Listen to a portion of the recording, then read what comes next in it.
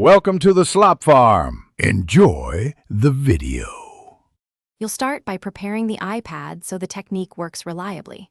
Update iPad OS and backup, then open Settings, right arrow Accessibility, right arrow Switch Control, and turn it on. This gives system-level automation. Make sure shortcuts and accessibility permissions are available, and choose whether you'll use a screen switch or an external switch device. Once enabled, Switch Control can replay recorded gestures, so we're ready to record the tapping pattern you need and avoid third-party installs. Now you'll create the actual auto-click behavior. Go to Switch Control, right arrow Recipes, right arrow Create New Recipe, and give it a clear name for the app or task. Then assign a switch.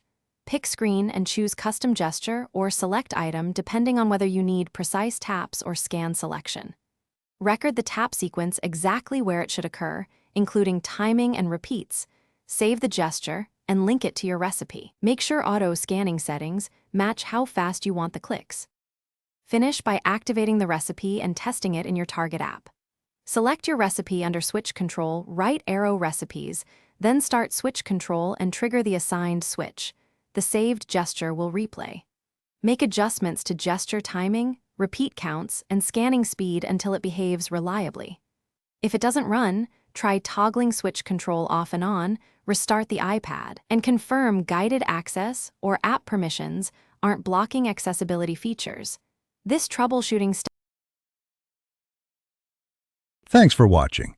Consider subscribing if we helped you today.